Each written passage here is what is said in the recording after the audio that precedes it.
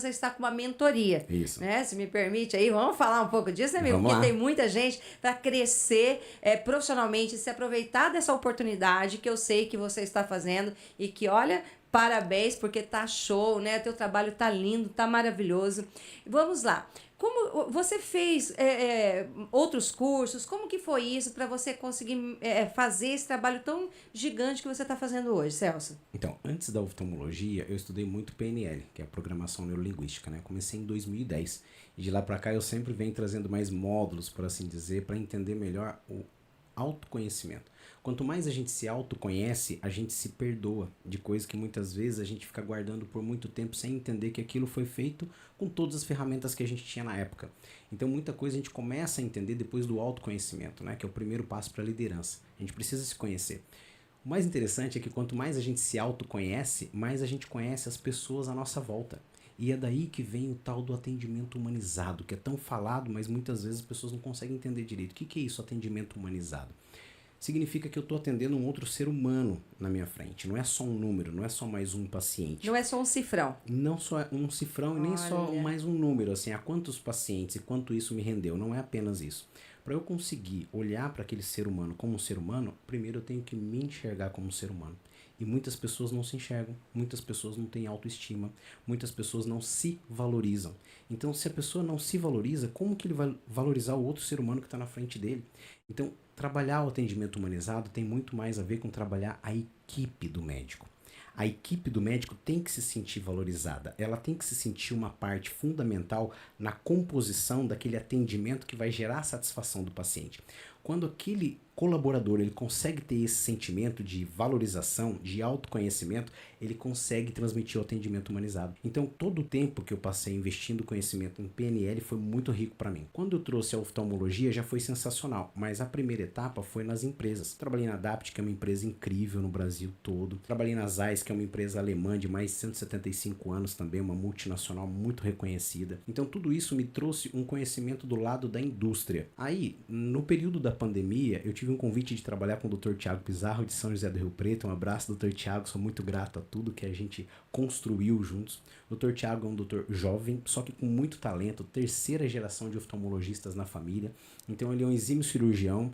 De todos que eu já conheci hoje no Brasil, ele é o único que faz cirurgia de catarata, refrativa, cirurgia de glaucoma e de retina. É muito difícil um médico com tanta especialidade, sabe? Um médico só fazer tudo isso. Então eu aprendi muito com o Dr. Tiago Pizarro. E ele me convidou para ajudar a fazer essa capacitação da equipe dele. Uma vez eu dei um treinamento para uma recepcionista, na época ela já fazia outros trabalhos junto com ele, né? Que é a Vanessa. Fiz um trabalho com ela, um treinamento de negociação, de orientação cirúrgica, né? E isso eu trabalhava ainda pela Adapt. E foi muito interessante, porque ele gostou tanto do atendimento e tudo mais, que fechou lá uma negociação muito legal com a empresa, ficou feliz. Comentou até com o gerente nacional, né? Foi algo muito legal. Aí quando a gente estava conversando, ele convidou para que eu fizesse esse mesmo trabalho com toda a equipe dele, né? Porque deu muito resultado a relação da negociação mesmo, aprender a como contatar, como conectar com os pacientes para que eles conheçam todos os procedimentos que existem na oftalmologia. Porque o grande desafio é esse, muitos pacientes nem sabem quais são todos os procedimentos existentes hoje na oftalmologia. Então o primeiro passo é conscientização, mas para isso tem que entender qual que é a necessidade do paciente, entender o que ele busca quando ele procura por um oftalmologista, e muitas vezes ele nem sabe que existe esse procedimento. Então quando eu comecei a trabalhar com ele, eu sair do âmbito industrial para trabalhar junto com o oftalmologista. Então aí eu comecei a entender as necessidades reais dos oftalmologistas, as dores que eles têm em relação à equipe,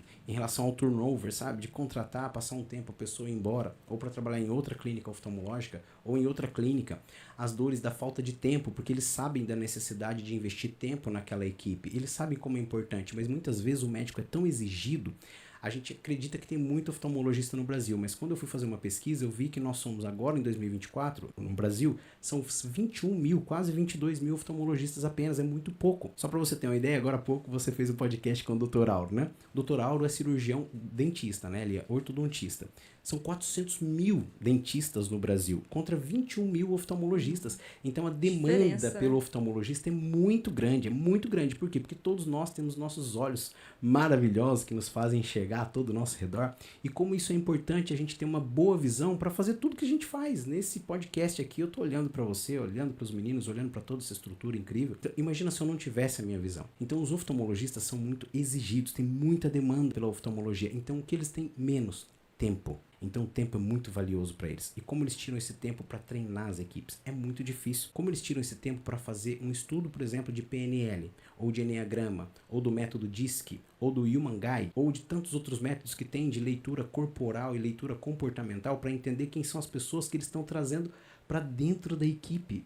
Será que essa pessoa tem um perfil comportamental correto para a função de recepção? Será que essa pessoa tem um perfil comportamental correto para ser uma telefonista? Para trabalhar no centro cirúrgico? Para trabalhar como orientadora cirúrgica? Orientadora das lentes de contato? Então, são tantas coisas que hoje a gente precisa levar em consideração para ter uma equipe fera, uma equipe 100%, que é muito difícil com que o médico consiga ter tempo para estudar tudo isso para conseguir fazer todos esses processos.